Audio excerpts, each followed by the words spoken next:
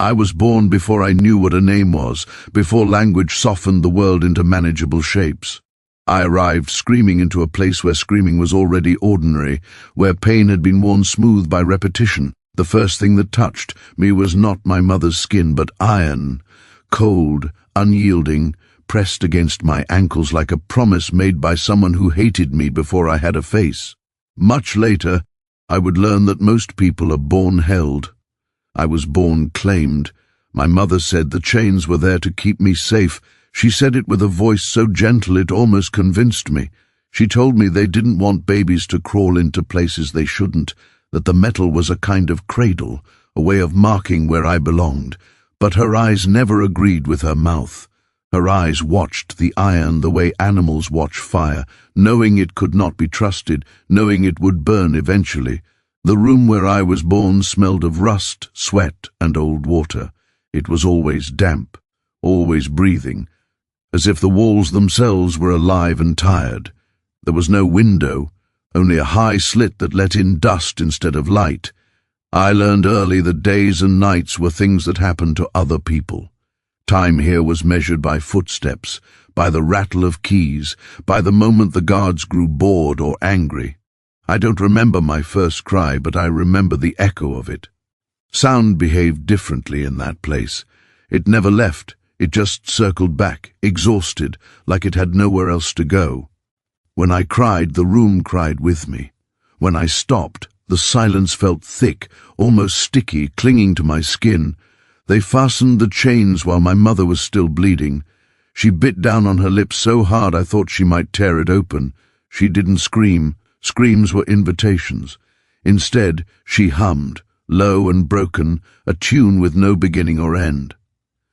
I would come to understand that the women hummed when they wanted to pretend they still had control over something. The iron was too large for my ankles, so they padded it with cloth already stiff from other uses. Even then, it rubbed my skin raw. My mother tried to wrap me tighter, to keep me still so it wouldn't hurt me. But stillness was never a promise she could keep. Babies move, babies test the world. Every small kick was answered with pain sharp enough to teach me a lesson before I knew what lessons were. Blood came easily in those days. Skin is thin when you're new, and iron does not care how small you are. My blood dried fast, turning dark, blending into the stains already there. I grew up thinking rust was alive, that it grew from people the way moss grows from stone. I learned faces before words. The women leaned over me with eyes full of things they could not say. Some looked afraid to care too much, as if love itself might be taken away. Others touched my hair, my cheeks, my tiny hands, like they were reminding themselves what softness felt like. One woman whispered that I was cursed. Another whispered that I was proof God had OT forgotten us. Both sounded equally desperate. The guards did not look at me at first. Babies were background noise, like dripping water or distant coughing, but one day one of them crouched down and stared at me for a long time. His shadow swallowed my mother's feet. He smiled, not because I was cute, but because I existed. Because I was one more body that would grow, one more set of hands that would work, one more thing that belonged to the place. "She'll last," he said. "They always do." That was the first prophecy ever spoken about me. Hunger came before understanding. My mother fed me when she could, but her body was already tired, already giving too much to a world that never gave back. Sometimes her milk was thin, sometimes it didn't come at all. On those days she rocked me and whispered stories she made up on the spot. Stories about fields she had never seen, about water you could swim in without chains pulling you down, about air that didn't smell like metal and fear. I believed her because I had nothing else to believe. Sleep was dangerous, not because of dreams, but because of what happened when you didn't wake up. Babies stopped breathing sometimes. People stopped checking. The room had learned to move on quickly. My mother slept with one hand on my chest, feeling every rise and fall, counting like her life depended on it, because it did. The chains grew heavier as I grew, adjusted and tightened, never removed. They marked my progress better than any calendar. Each new notch meant I had survived another season in a place that specialized in endings. My ankles thickened, scarred, reshaped by iron. Pain didn't leave, it just changed flavor. I learned early that crying brought consequences. At first, my mother covered my mouth, apologizing over and over, as if the guards might hear her thoughts. Later, I learned to swallow my own sound. Silence became a skill. Silence became protection. Sometimes, when the room was full of breathing and the guards were far away, the women would talk. They spoke softly, passing memories like contraband. They described colors I could not imagine. They described names of places that sounded like spells. They talked about before. No one talked about after. After was too fragile to touch. I didn't know what freedom was, but I knew what absence felt like. I knew something was missing because the women carried that missing thing inside them like a wound that never closed. They mourned while still alive. They grieved futures stolen before they could be formed. Once, when I was very small, my mother lifted my chained ankles and pressed her forehead to them. Her tears fell onto the iron, making tiny dark spots that vanished as they dried. She whispered an apology I didn't understand then but would spend years unpacking. She wasn't apologizing for loving me, she was apologizing for bringing me into a world where love was not enough to save anyone. That night, I dreamed for the first time. I don't remember the dream itself, only the feeling it left behind, a sense of falling and floating at the same time. When I woke, the chains were still there. They always were. Reality never bothered to pretend otherwise. By the time I could sit up, I had already learned the rules. Don't draw attention, don't ask questions, don't expect fairness. Survival was not heroic, it was mechanical. You breathed because your body insisted on it, not because life was kind. The iron around my ankles became part of my body image. I didn't think of myself as chained, I thought of the chains as me. When I saw other babies born later, their ankles wrapped the same way, I felt a strange comfort. Shared suffering created a community even infants could sense. I did not know then that this beginning would follow me forever, that even when the chains were gone, I would still feel them in my bones, that my first lesson, the weight of iron on skin, would shape every step I ever took.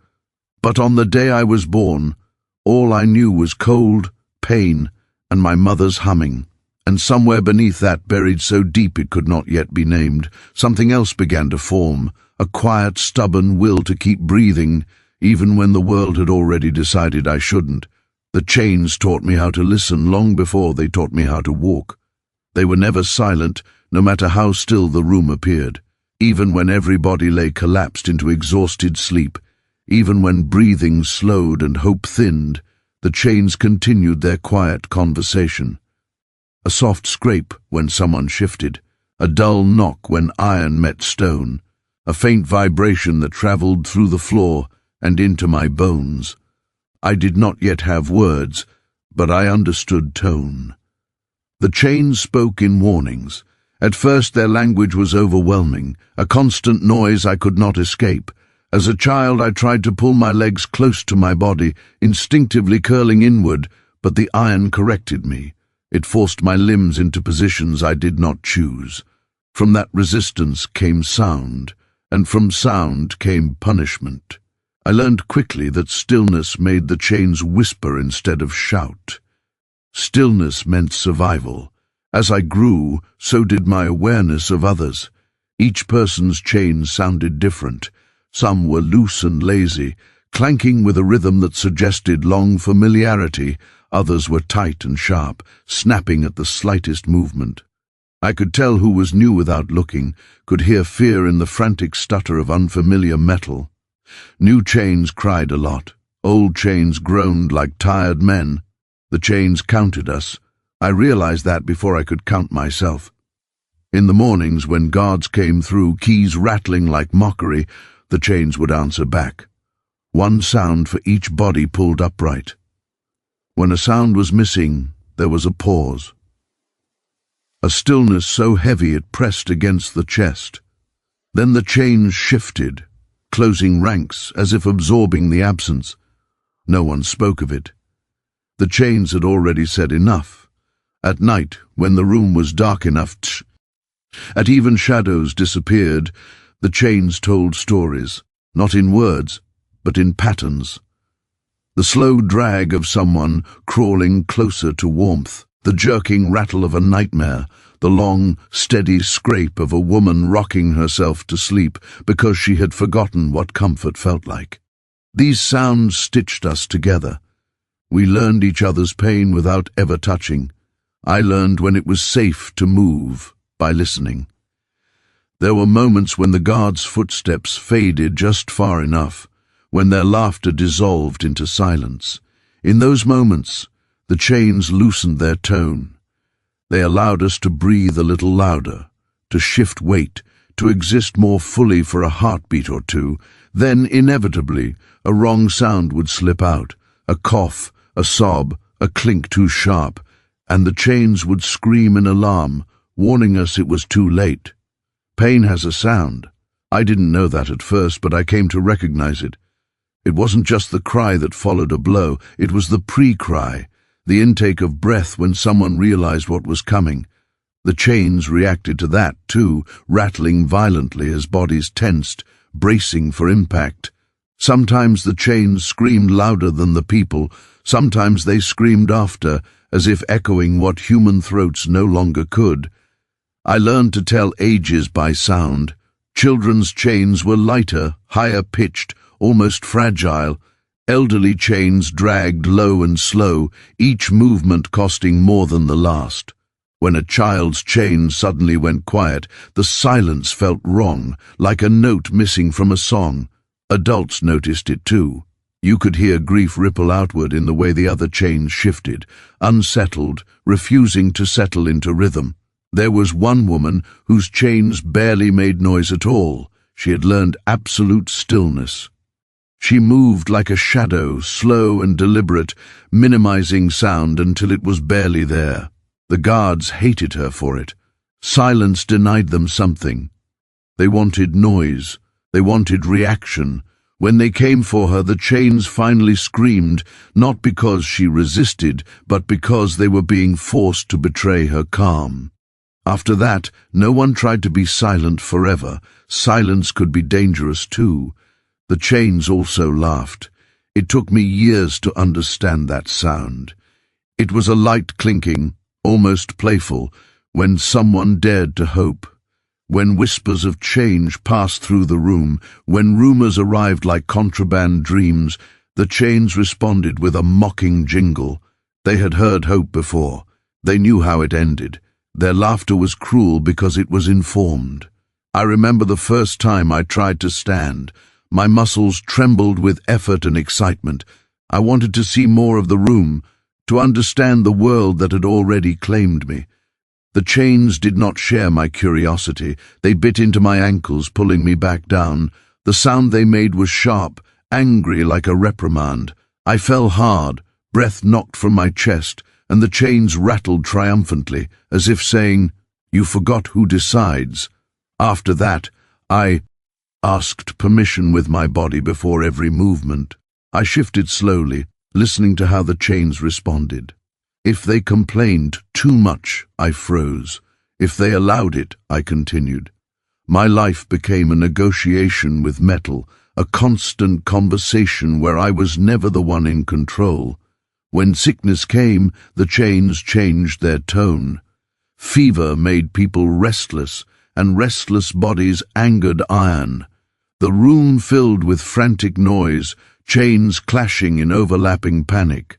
The guards hated sick days, too loud, too unpredictable. The chains bore the brunt of it, slammed and yanked as bodies were dragged away. When those chains returned without the bodies attached, they were quieter, subdued, like they had seen something they could not unsee.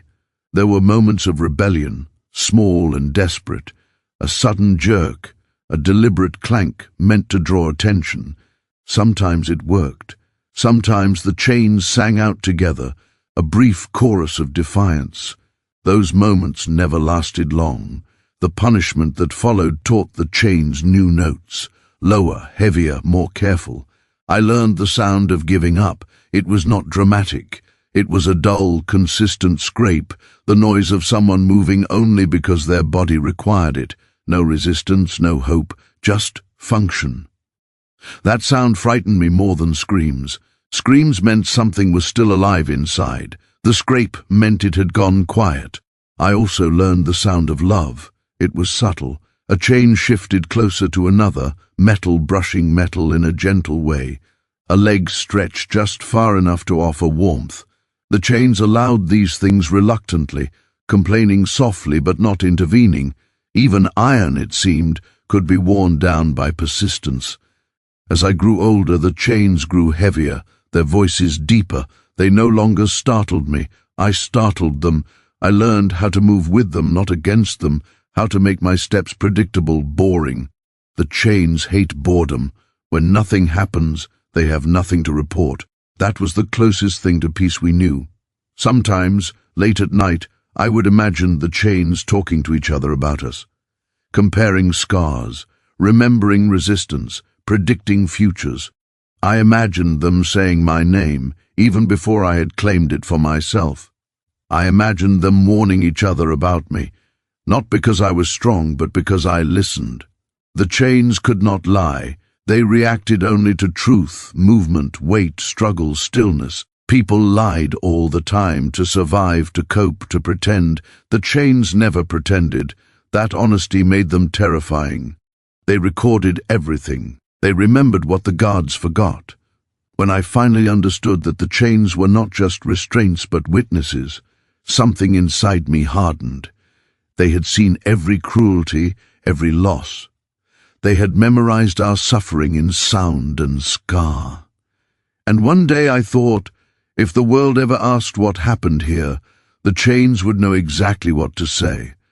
Until then, I listened, I learned. I survived by hearing what others missed. The chains were my first teachers, my cruel companions, my unwilling storytellers.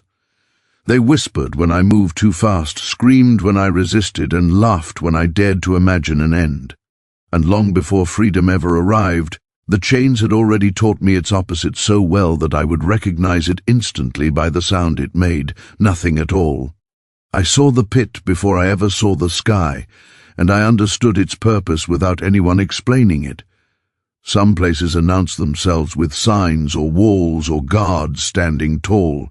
The pit needed none of that. It announced itself through absence, through the way sound fell into it and never quite came back, through the way people avoided looking in its direction, even when their bodies were forced to stand near it, through the way the air changed around it, heavier, damp, as if the ground itself was breathing out something rotten. The pit was not hidden. That was part of its power. It sat just beyond the main chamber, a wide circular mouth carved into stone, its edges worn smooth by years of use. No railing, no cover, just a dark opening that swallowed light. I remember thinking, as a child, that it looked like the world had been punctured there, like something underneath was trying to get out. I was small when I first saw someone taken to it. I didn't know what asking questions meant yet, but I knew the sound of it. A voice rising at the wrong time, a sentence that went on too long, curiosity sharpened into words. The guards reacted before the words fully landed, as if the pit itself had ears. They dragged the woman by her chains, the iron screaming in protest as her body fought instinctively against being moved. Everyone else went still. Stillness was a reflex by then, automatic and desperate. I remember the way her feet scraped along the stone, leaving faint lines behind, as if even the floor wanted to remember her passage. She begged, not loudly, not dramatically. That made it worse. There was dignity in her voice, and dignity offended them. The guards laughed and told her she'd asked for this. That phrase was repeated often in that place, like a spell that turned cruelty into justice. When they reached the pit, they didn't push her right away. They made her look.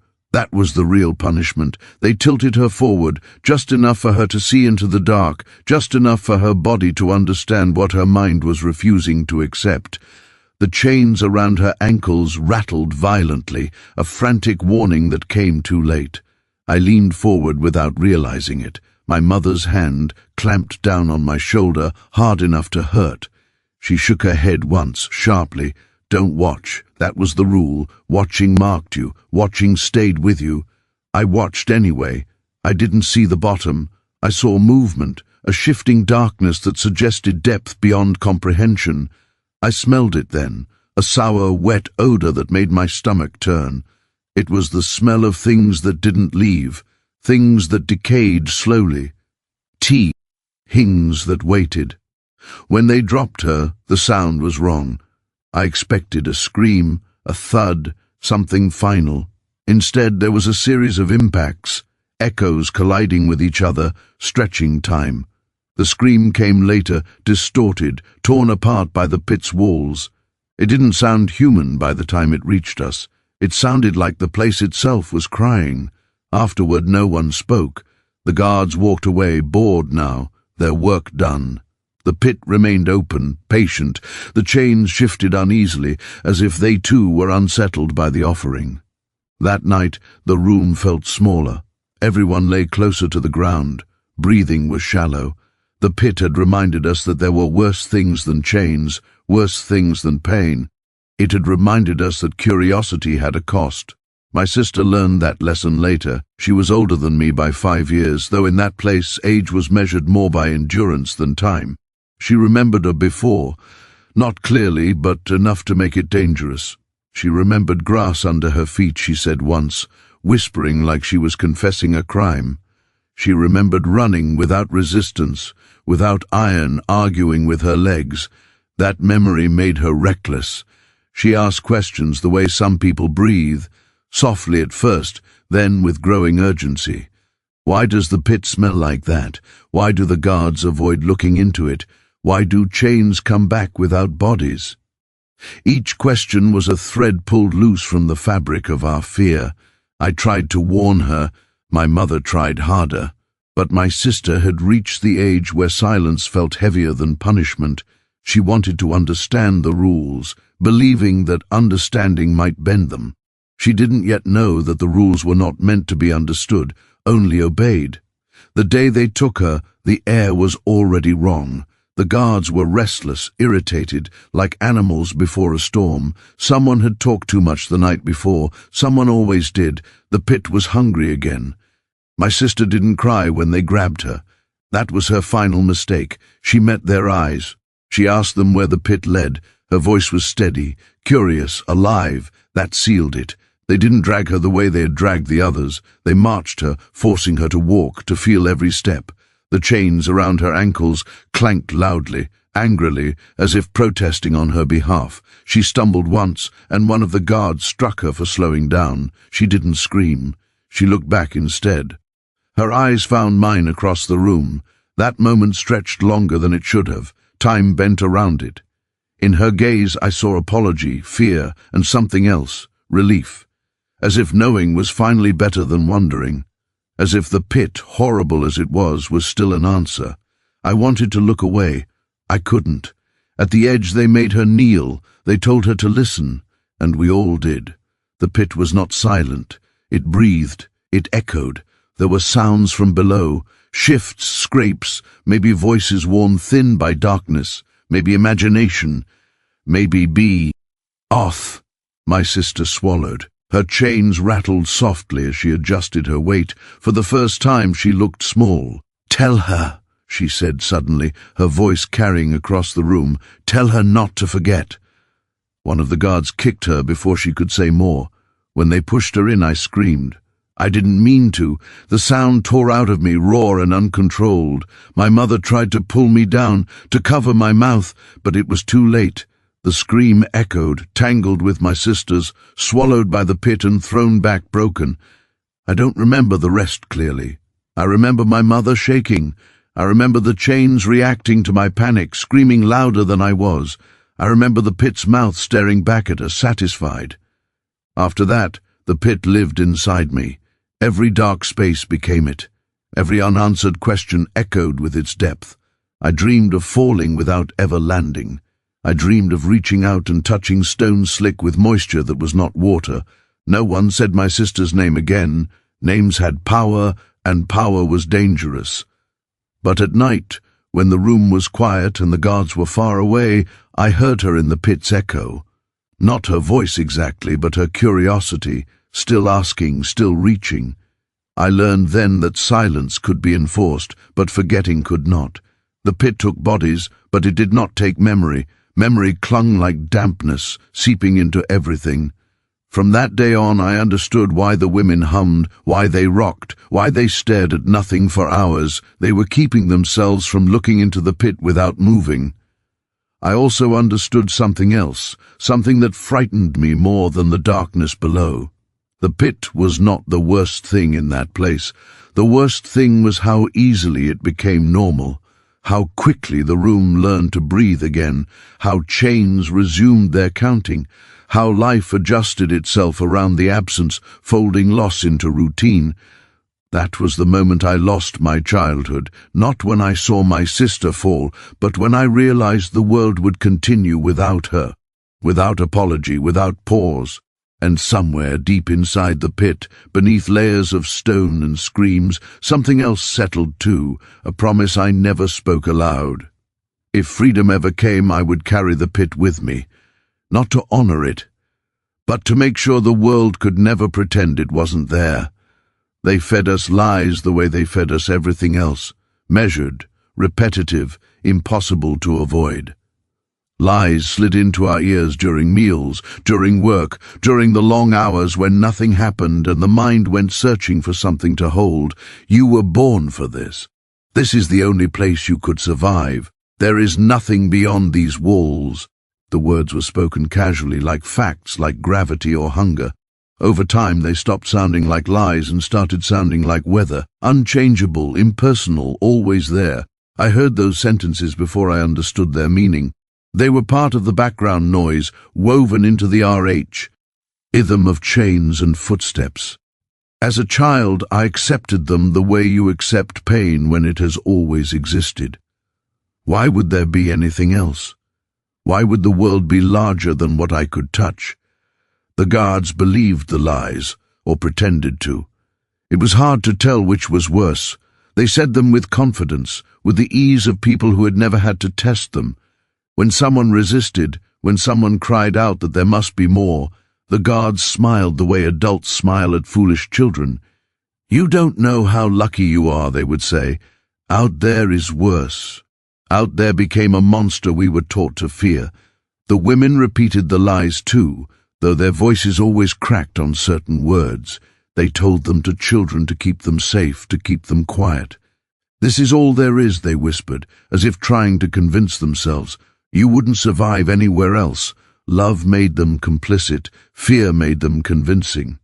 I repeated the lies in my own head when questions tried to form. I told myself curiosity was dangerous, that imagining more was a kind of betrayal. The pit had taught me that questions led to endings. The chains had taught me that resistance had a sound everyone could hear. Believing the lies felt like a small price to pay for staying alive. Still, something inside me never fully settled. It wasn't hope, not yet. Hope was too sharp, too risky.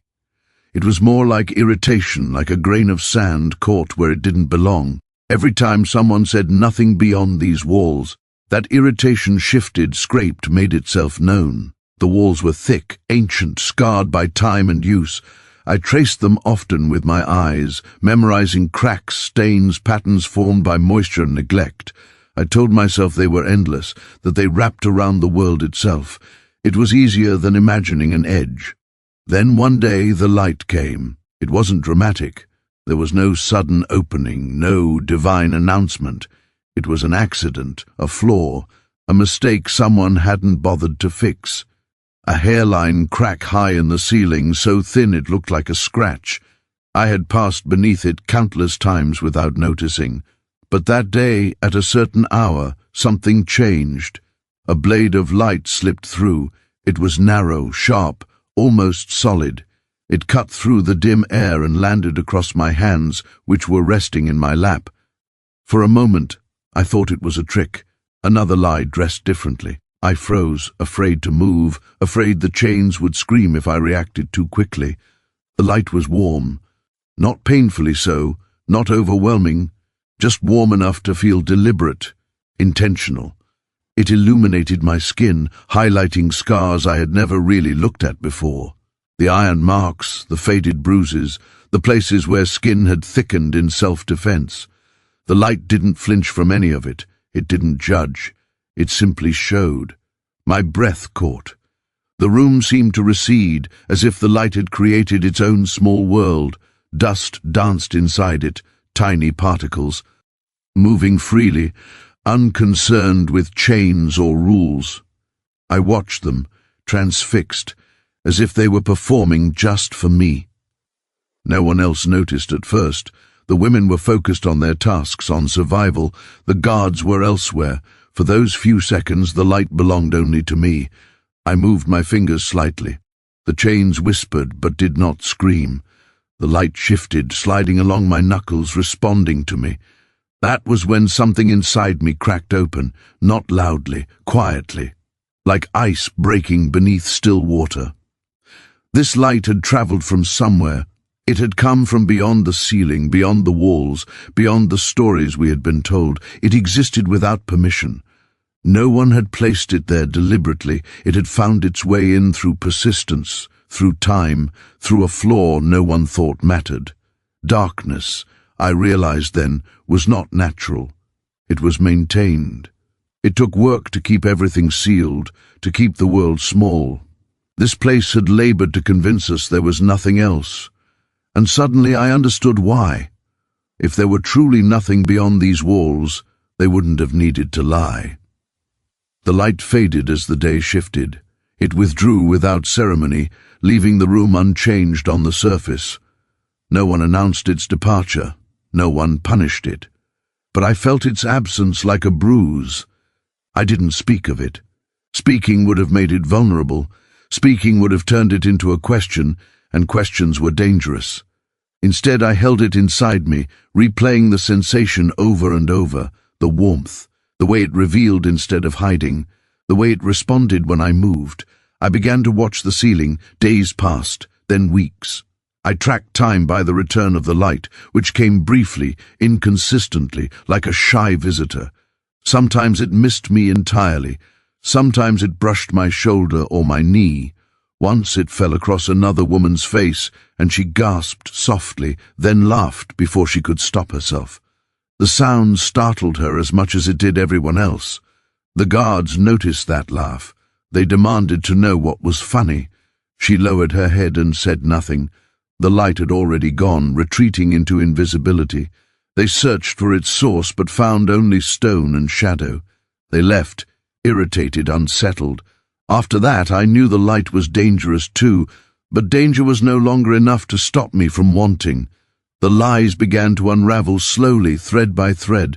You were born for this, they said, but the light suggested otherwise. It suggested randomness, possibility, a world that did not revolve around our suffering. There is nothing beyond these walls, they said, but the light was proof of distance, of elsewhere. I began to notice other cracks, not just in the ceiling, but in people. Moments when the guards hesitated, moments when a woman spoke too boldly and wasn't punished immediately, small inconsistencies that didn't fit the narrative we'd been given. Darkness, I realized, was loud. It announced itself constantly, demanding belief. Light didn't argue, it just existed. At night I dreamed differently. The pit still appeared, but it no longer filled the entire dream. There were edges now. There were contrasts. Sometimes I dreamed of falling upward, of being pulled toward brightness instead of swallowed by dark. I woke shaken, heart racing, but not entirely afraid. I began to understand why hope was forbidden. Hope was contagious. It spread quietly, invisibly, like light through a crack. Once you saw it, you couldn't unsee it. Once you felt it, even briefly, the lies lost their grip. I watched the other women more closely. I noticed how their eyes changed when the light touched them, even if only for a second.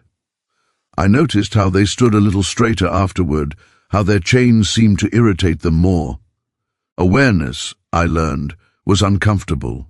The guards started sealing cracks. They patched stone, reinforced metal, cursed under their breath about decay and neglect. They blamed time, never themselves. Each patch was a confession. Each repair admitted that the world outside mattered enough to keep out. The light came less often after that. Sometimes weeks passed without it. But it didn't matter. It had already done its work. I no longer believed the darkness when it told me it was everything. I no longer accepted the lies as weather. I saw the effort behind them, the fear beneath them. Freedom was still just a word I didn't fully understand. I didn't imagine open doors or running fields. I didn't dare. But I understood something simpler, something more dangerous. If light could get in, then so could truth. And if truth existed beyond these walls, then one day, whether they liked it or not, it would find a way through too. Freedom came to me first as fear, not as relief, not as joy, but as a tightening in the chest that made it hard to breathe. It arrived quietly, without announcement, without ceremony, slipping into the room the way the light once had, through small changes no one could quite explain.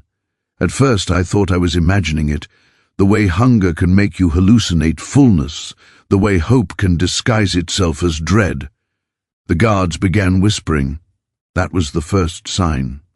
They'd always been loud before, loud voices, loud laughter, loud cruelty. Sound was part of their authority.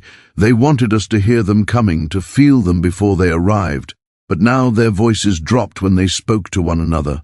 Words were exchanged close to ears, faces leaned in, backs turned. Their boots still struck the stone, but the rhythm was off, uncertain, as if even their footsteps were reconsidering themselves. Whispers did not belong in that place. Whispers meant secrets. Secrets meant vulnerability. The women noticed too, though no one said anything. We noticed everything. Survival sharpened perception until the smallest deviation felt enormous. Eyes lifted more often, heads tilted, listening. The chains responded differently as well, unsettled by the change in atmosphere. They clinked out of rhythm, uncertain which rules applied now. Then the doors began to slam. Before, doors creaked. They were old, heavy, familiar. Their groans were part of the daily soundtrack, predictable, boring. Now they slammed, quick, sharp, final. The sound echoed violently, ricocheting off stone, rattling chains into alarm. Slamming doors felt defensive, like punctuation at the end of a sentence someone didn't want questioned. Each slam made my heart jump. Finality had always meant punishment, removal, the pit. But this felt different. This felt like containment. Something was happening beyond the walls. We couldn't see it, couldn't hear it clearly, but we felt its pressure, the way you feel a storm before the rain arrives. The guards moved faster, more erratically. They argued more. Their eyes flicked toward exits instead of lingering on us. Power, I realized, had shifted slightly off balance, and they could feel it slipping. One night, the chains stopped speaking. I woke to the absence before I understood what it meant. The room felt wrong, hollowed out. No whispers of metal, no gentle scrapes, no restless rattling. At first I panicked, convinced something terrible had happened, that we had all gone deaf or dead, or that the pit had opened beneath us without sound. I held my breath and shifted my leg. Nothing. The chains lay still, silent, as if they had been stunned. Iron pressed against skin, but it did not react. No warning, no complaint. The silence roared in my ears, louder than any scream I had ever heard. Others noticed too. Bodies stiffened. Movements froze mid-motion. Fear spread faster than sound ever could. Silence was unfamiliar. Silence was not neutral. Silence meant the rules had changed, and no one had explained how. A woman near me began to cry softly. Not loudly, she was careful, but the sound broke something open. Another followed, then another. The chains did not respond. They did not scold or threaten. They simply existed, inert, stripped of voice. I had spent my life listening to them. Their silence felt like betrayal. The guards rushed in, alerted by the shift in noise, or the lack of it. They barked orders louder than necessary, trying to fill the void. One of them yanked at a set of chains violently, testing them, provoking them. The chains remained quiet. I saw something flicker across the guard's face then, fear, naked and brief. He struck the chained woman anyway, as if punishment could restore order, as if pain could make the world behave again. But even that sounded different. The impact was dull, insufficient, swallowed by the heavy quiet. That was the moment I understood. Whatever was happening, it was bigger than us, bigger than them. The next days blurred together, marked by tension rather than routine. Food came late, work was interrupted, commands contradicted one another. Guards argued openly now, no longer bothering to hide their disagreements. Authority fractured. In real time. And still, the chains remained mostly silent. They reacted sometimes, small sounds, hesitant, but they no longer dominated the space. It was as if they were waiting, listening to something farther away, something beyond stone and iron. Fear settled deep in my body, but it was a different kind than I knew. This fear did not come from certainty, it came from possibility. The lies had prepared us for endless suffering, for continuity of pain. They had not prepared us for change. Change was terrifying. At night, I lay awake, staring at the ceiling, heart pounding. My mind raced with questions I had trained myself not to ask. What if this was worse? What if the doors opened only to lead us somewhere darker? What if freedom was just another version of the pit, disguised, delayed? I realized then how thoroughly captivity had reshaped me. I did not dream of escape as joy. I dreamed of it as risk. The women spoke in murmurs now, testing their voices against the altered air. Stories circulated, fragmented and unreliable. There were fights outside, someone said. There were new people, different uniforms. Someone else said the guards had been ordered to keep us contained until decisions were made. Decisions by whom? No one knew. Waiting became unbearable. Waiting without rules was worse than waiting with them. Then one morning the guards didn't come. Not at the usual time, not an hour later, not at all. The doors remained closed, but the silence thickened, layered with uncertainty. Hunger gnawed at us, but fear gnawed harder. Without supervision, without structure, the room felt unanchored, floating. Some women dared to stand. The chains murmured faintly but did not protest. A few steps were taken. Nothing happened. No punishment followed. The air seemed to hold its breath. I stood too, legs shaking violently. My body remembered limits even when they were no longer enforced. Each movement felt like trespass. We gathered near the doors, not touching them yet, afraid of triggering something. I pressed my ear against the wood. On the other side there were sounds, distant, chaotic, unfamiliar, shouting, running, something metallic striking something else. The world was rearranging itself. Fear sharpened into something else then, clarity. I realized that whatever was coming, we would not be able to hide from it. The choice was no longer between safety and danger. Safety was gone. There was only forward. When the doors finally opened, it was not dramatic. They did not burst wide. They creaked, hesitant, as if uncertain they were allowed to move any more. Light spilled in, not the thin blade from the ceiling, but a flood, overwhelming and indiscriminate. It hurt my eyes. It made people cry out and turn away. I didn't run. I couldn't. My feet felt rooted to the stone. The chains tugged at my ankles, suddenly heavy again, reminding me of themselves. My heart hammered so hard I thought it might break my ribs. I looked back instead. I looked at the room that had shaped me, scarred me, kept me alive and tried to kill me all at once. I looked at the walls that had held our stories like secrets. I looked at the floor that remembered every body that had fallen. I looked at the pit, its dark mouth still waiting. I needed to remember it all. I needed to carry it with me, not as a wound alone, but as evidence. If I forgot, if I let the light wash it away completely, then it would be as if none of it had happened. Freedom, I understood then, was not a door opening. It was a reckoning. The fear did not disappear as I stepped forward. It followed me, steady and sharp. But beneath it something else moved, something fragile and new, not hope, resolve. Whatever waited beyond the threshold, I would face it with my eyes open. I would not let silence swallow what I had seen. I would not let the world smooth over the sound of chains going quiet for the first time in my life, because freedom had finally come close enough to touch, and it was terrifying, but it was real. I stepped outside last, not because I was brave, but because I was afraid of what would happen if I didn't look back one final time. The others moved ahead in uneven clusters, blinking, shielding their eyes, some laughing too loudly, some crying without sound. Their reactions made sense to me, but they were not mine. My body refused urgency. It demanded witness. The threshold felt heavier than any chain. One foot crossed it, then the other, but my spine stayed turned toward the room. I studied it the way you study a face you love but know you will never see again. I traced the cracks in the walls, the stains on the floor, the places where stone had been worn smooth by bodies pressing against it for years. I memorized the way the pit's mouth curved inward, patient and unashamed. I wanted no part of me to forget.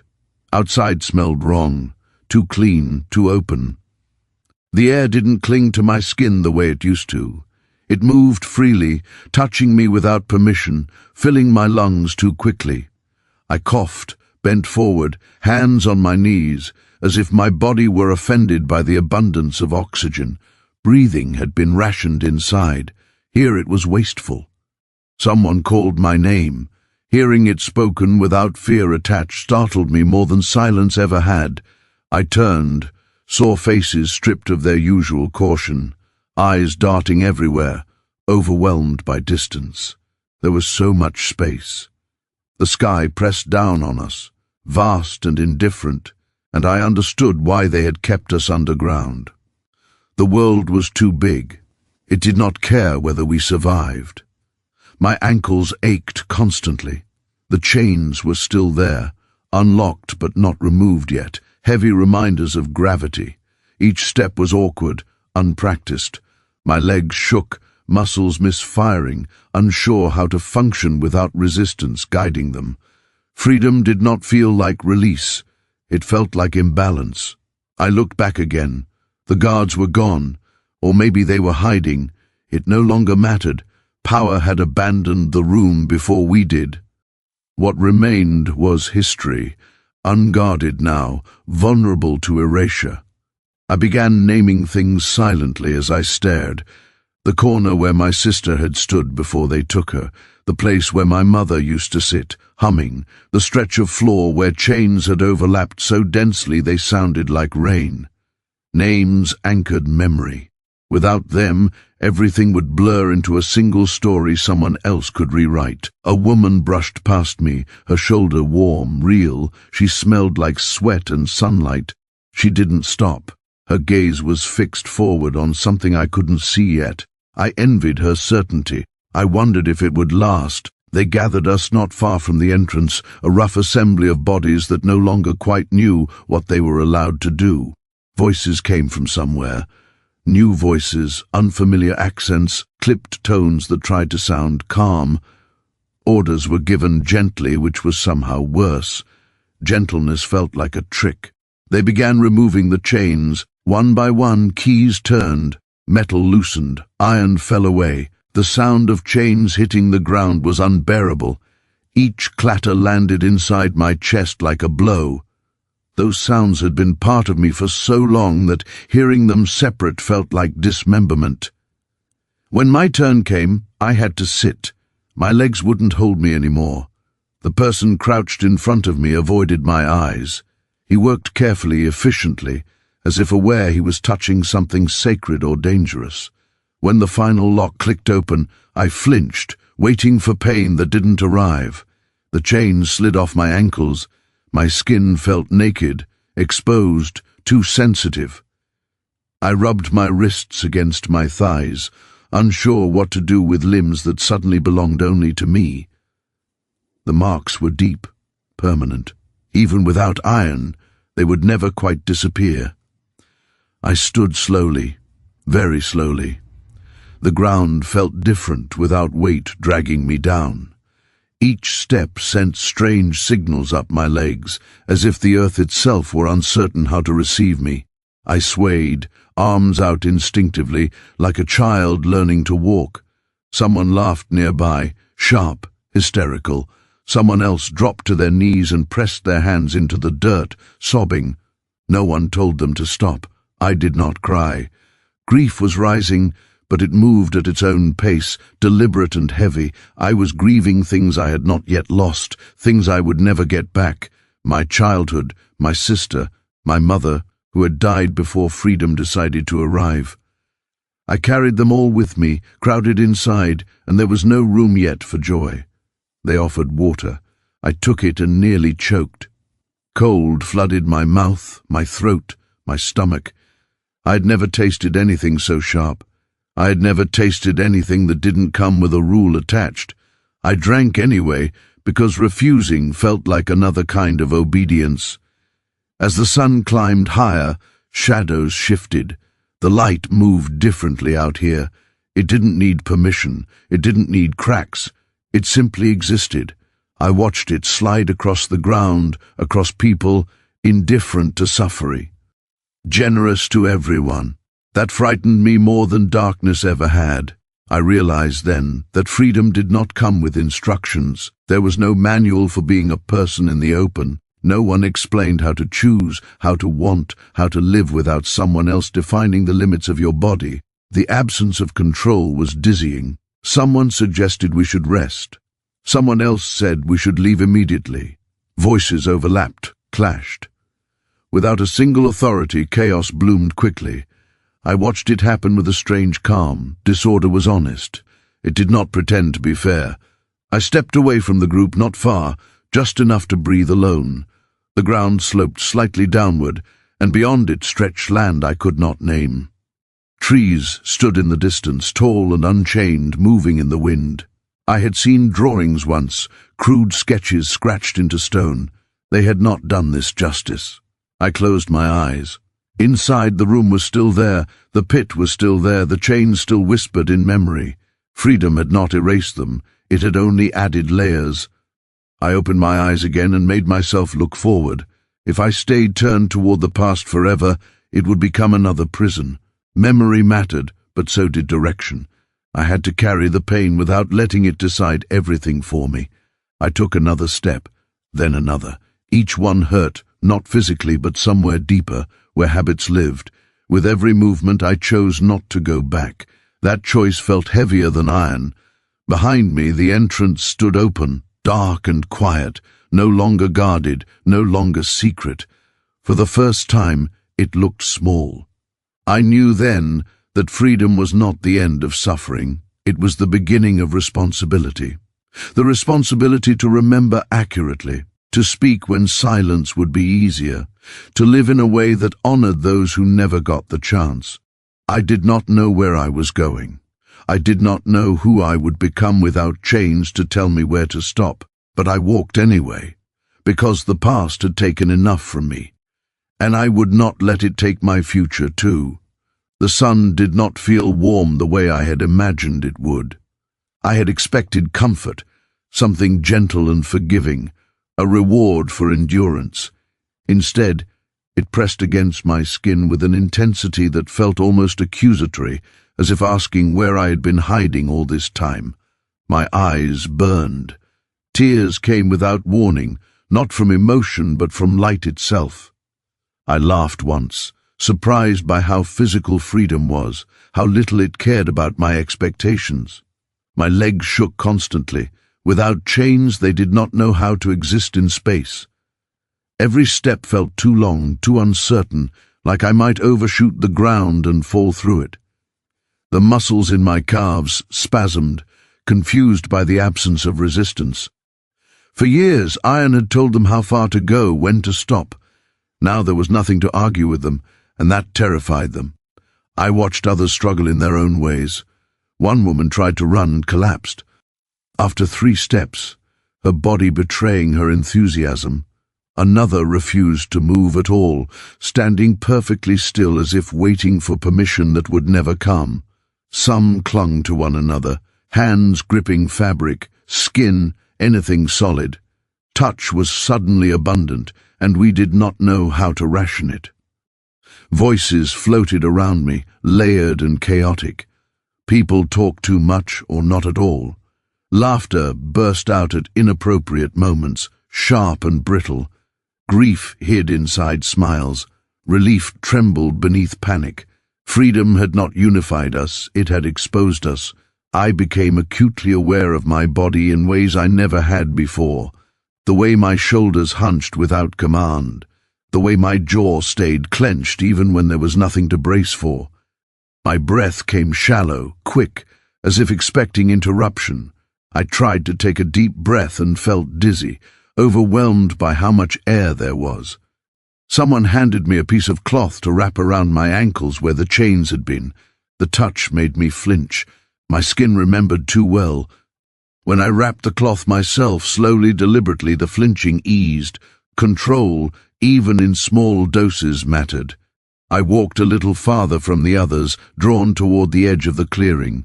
Grass brushed my feet, soft and ticklish, completely unlike stone. I froze, heart racing, half expecting pain. There was none. The ground did not punish me for stepping on it. That realization struck deeper than any speech could have. I knelt and touched the earth with my hands. Dirt slid between my fingers, cool and alive. It smelled rich, layered, nothing like the damp rot of underground stone. I pressed my palms flat, grounding myself, reminding my body that this was real, that I was allowed to be here. Images rose unbidden, my sister's face at the edge of the pit, my mother's hands smoothing my hair, chains biting into skin. Freedom did not push these memories away. It invited them forward, demanded they be acknowledged. Outside, there was space for everything, even pain. The sky stretched endlessly above me. I had seen small patches of it through cracks and dreams, but this was different. It did not frame itself politely. It did not stop where I could understand it. Clouds drifted without purpose, unconcerned with where they were going or why. I felt small beneath it, but not trapped. There is a difference. A strange grief settled over me then, heavy and unexpected. I grieved the person I had been inside, the version of myself who knew the rules so well she could survive almost anything. Out here, those skills felt less useful. Silence, stillness, obedience, they did not translate cleanly into this open world. I wondered who I would be without them. As the day stretched on, exhaustion crept in. Freedom was loud. It demanded constant adjustment, constant choice. Inside, choices had been made for us. Outside, every movement was a decision: sit or stand, speak or stay quiet, follow or wander. The weight of agency pressed down on me harder than chain ever had. I lay back in the grass, staring upward, letting the sky fill my vision. The earth supported me without complaint. That alone felt miraculous. I closed my eyes and listened, not for chains, not for guards, but for something else. Wind moved through leaves, insects hummed, birds called to one another, their voices unafraid of being heard. Sound here did not punish itself. My body slowly began to believe that. My breathing deepened, my shoulders dropped a fraction, not much, enough. I thought about the women who had not made it out, the ones whose names were never recorded, whose stories lived only in scars and echoes. I felt them with me, not as ghosts, but as weight, as responsibility. Freedom had arrived too late for them. That knowledge burned. I made myself a promise then, lying on the ground under an indifferent sky. I would not treat freedom as a finish line. I would treat it as a duty. I would learn how to live in a way that did not waste what had been stolen from others. When I sat up, the world felt slightly more stable. My legs still trembled, but they obeyed me. I stood again, testing balance, letting the sun touch my face without flinching. Warmth settled slowly this time, cautious but present. Someone approached me, a young woman with eyes too old for her face. She asked what I was thinking. The question startled me. Inside, no one asked what you were thinking unless it was a threat.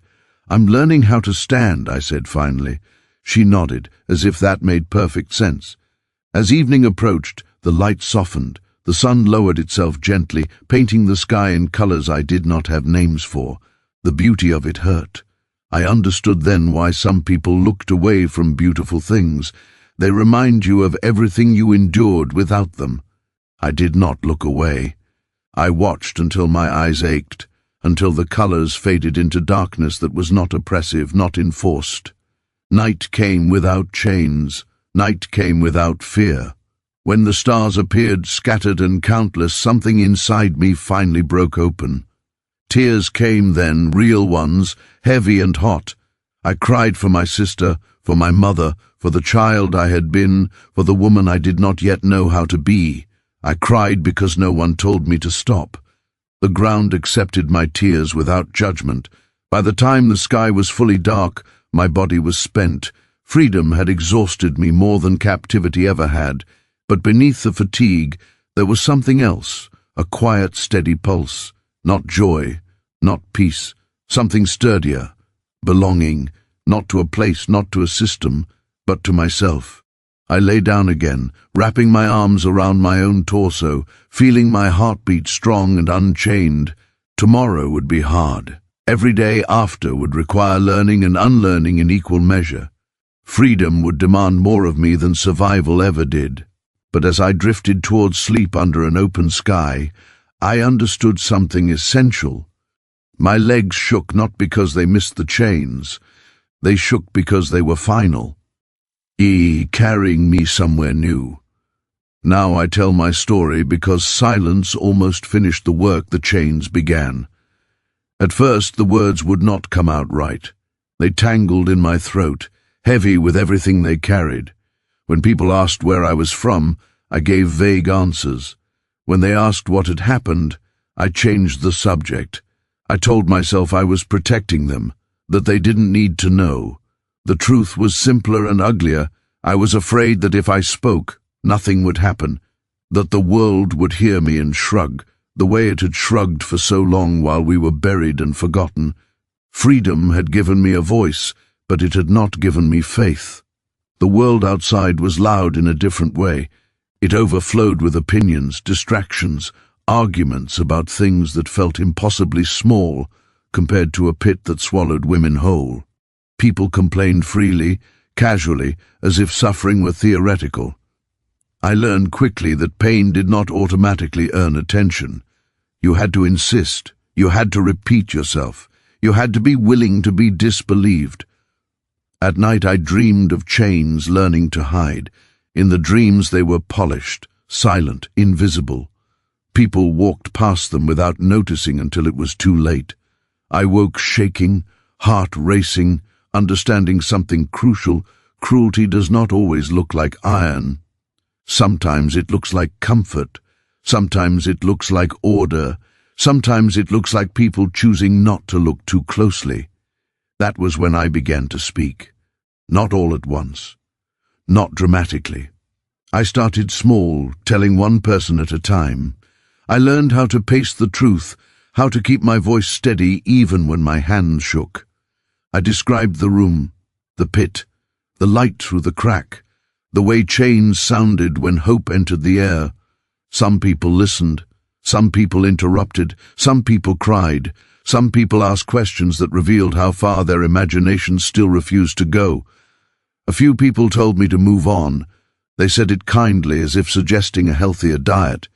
"You're free now," they said. "Why keep going back?" They didn't understand that I'd never left. The past did not stay behind in that room. It lived in my muscles, my sleep, the way my eyes tracked exits without permission. Forgetting was not an option. It was a luxury reserved for those who had never been trapped. I spoke anyway. Each time I told the story, it changed slightly, not the facts, but my relationship to them. The words grew steadier, the memories sharpened instead of blurring. Pain did not disappear, but it stopped controlling the shape of my sentences. I learned that telling the truth was not about relief, it was about accuracy. I began to notice something else too. When I spoke, people leaned in at the parts about silence, about how easily the room adjusted after someone was taken, about how quickly suffering became background noise. Those moments unsettled them more than the violence itself. They recognized something familiar there: complicity. Rarely announces itself loudly. That was the point. I did not want to be inspirational. I did not want to be a symbol. I wanted to be specific. Specific about iron on skin, specific about a sister's eyes at the edge of a pit, specific about a blade of light that proved the darkness was lying. Details make forgetting difficult. Details refuse to be smoothed over. Sometimes, after I spoke, people thanked me and walked away unchanged. Other times, they stayed. They asked what they could do. Those were the moments that mattered. Not because they promised justice, but because they proved awareness could still interrupt momentum. The chains had taught me how systems survive, through repetition, through silence, through the exhaustion of those trapped inside them. I refused to contribute to that exhaustion anymore. There were days I wanted to stop, days when the weight of remembering felt unbearable, days when my sister's face rose too sharply, when the pit felt too close, when freedom felt like an obligation I had not asked for.